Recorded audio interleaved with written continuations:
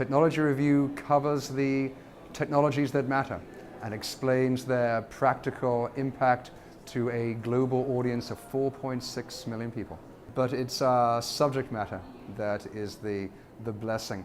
Every day I meet extraordinary women and men who have identified big global problems and have invented extraordinary solutions.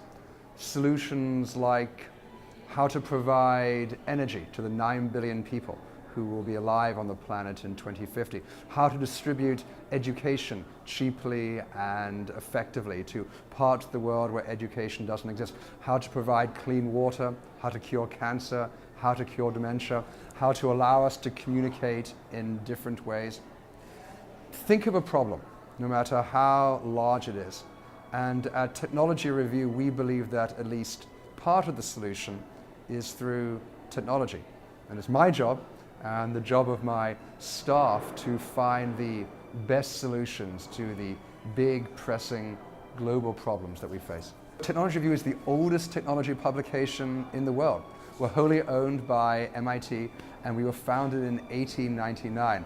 When you look through the original editions, the kinds of technologies they're working on are very different.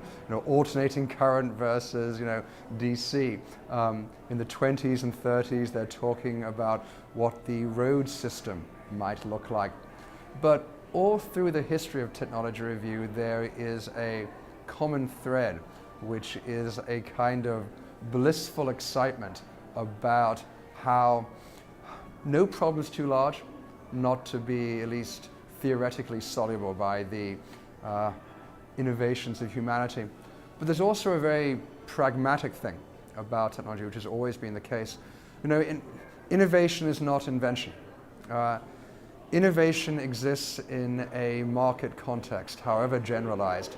For an innovation to actually have scale and to actually make an impact in the world, it actually has to do something new that is valuable, or it has to make something old and difficult cheaper and easier.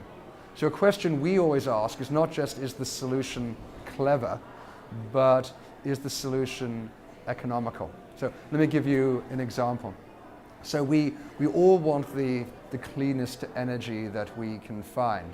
And we, of course, are ardent believers that anthropogenic climate change does exist, and that the hydrocarbon technologies we're using at the moment are contributive to climate change. There's a problem, though, which is that we have discovered here in the United States and in Canada and in China over the last 5-10 years an extraordinary amount of natural gas. So natural gas is cheaper than coal and petrol, which is good, and it's cleaner than both.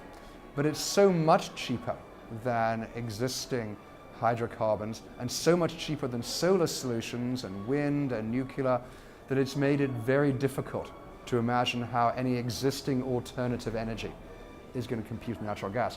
So at the moment, as we look at alternative energies, a very pragmatic question we're asking is, how can we get the cost of solar, say, to a competitive level with natural gas?